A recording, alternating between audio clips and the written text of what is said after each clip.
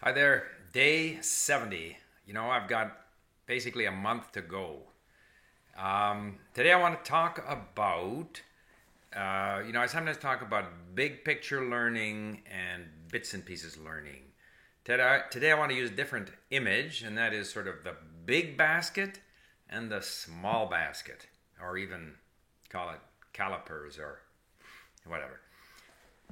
And what I mean by that is, I mentioned the other day that despite the fact that I've really improved my ability to understand, for example, quite a difficult podcast, and I mentioned that some weeks ago I had an interview with someone from the local Korean newspaper, and I was able to answer questions and talk about the things that we're doing, and felt, wow, am I ever doing well?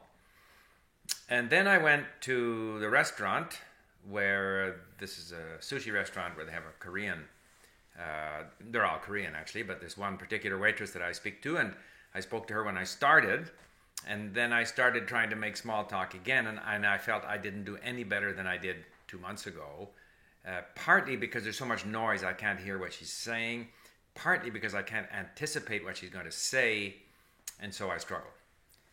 And so then someone said in a comment to that video, that's interesting. I had always assumed that you needed to first learn the small chit chat, small talk, before you could progress to more, call it more intelligent conversation or the ability to understand more difficult texts. Well, that kind of got me thinking. For example, when I studied Czech, I didn't. Well, with Russian, I must have listened for a year and a half before I started speaking. With Czech, I think it was at least 6 months, listening to fairly difficult stuff. And then, of course, when I started to speak, I struggled and stumbled, but eventually it came along. So I sort of realized that my method of learning, it really is that I don't worry too much about the small talk chit chat. It doesn't matter that much to me. I have no real pressing need to engage in small talk chit chat. But I am motivated by these interesting content items. And so I kind of liken it to, I scoop up a lot of stuff, and I keep on scooping up a lot of stuff in this huge basket. And it's all swimming around in there, maybe interacting, maybe it's fish and they're kind of interacting in some way. And I scoop up more and more, all in this big basket. And eventually, more and more of that stays. Whereas if I go and grab stuff with a little basket and throw it onto the shore, I find I tend to lose a lot of it. It could be reviewing, endings of verbs, reviewing certain patterns of speech. I mean, you have to do some of it. You have to do some of it all along. You have to do some of it at the very beginning, and you have to do it sort of regularly throughout. But I find all of those kinds of reviews of structure and of grammatical rules and case endings stays with you for a very short time. It's like you picked it up in a small fish net and you put it on the shore and you looked at it, and pretty soon it kind of all went away. A little bit remains, but mostly it kind of goes away. Whereas the stuff that we pick up in this big basket, and that's what I do when I'm listening to difficult stuff and reading difficult stuff and accumulating all these words. Very few of them do I have time to review in flashcards. Most of the time I'm just meeting them again, highlighted in yellow at link in the next lesson and stuff. And it's always there. And eventually it starts to settle. And again, you go back to the rules and that. But eventually, as it settles, you've got more and more of sort of a background of experience against which you can then apply these little rules that you're constantly learning and forgetting, learning and forgetting, learning and forgetting. And so I guess what I'm saying is you need a combination of the big basket, the big fishing net, and the small fish net. And you don't necessarily, like I've personally found that I just cannot nail down stuff at the beginning. So knowing that I can't nail it down, I'm not disappointed when I can't remember certain obvious words or obvious structures. I know that in time they will start to solidify.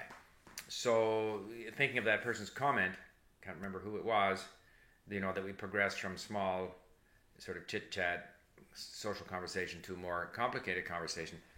in fact, I mean, it also depends on your opportunity. If I were surrounded by native speakers, I would be developing that ability much more quickly. I'm not surrounded by native speakers, so I rely more on this other strategy. I'm not saying it's bad to rely on, to spend more time on the chit chat, but my eventual goal, as I always say, is to have intelligent conversations on a wide variety of subjects, to be able to read the newspaper, read books, listen to an interesting podcast such as the one I'm using right now, and to understand it and enjoy it. That's what I want to get to. Anyway, so there you have it. That's the big fish net and the small fish net approach to language learning. I will finish off with a few housekeeping items. People are saying my microphone is not loud enough. I think that really only applies to when we use my iPhone to video things in the office. And if anyone has any suggestions on how to capture the sound better using the iPhone, as a video, making device, please let me know. I think the sound with my Blue Snowflake here when I do this in front of the computer is good enough. Please let me know. Another thing, I'm walking the dog again today. It was raining. It rained a lot last night. I'm going to finish off, by the way, with a few shots from the forest showing the falls. But today, because of the rain, the stream was a torrent. The falls were just roaring. And there's an area where normally Gordy likes to go in and splash around. And he took one look at the torrent, and I was afraid that he was going to jump in the water. And he might have been gone down the falls. And he took one look at it and didn't miss a beat, didn't even bother going down there. Whereas normally he just zooms down there. So he's smarter than he looks. Okay, that's it. Bye for now. Here we have the falls again.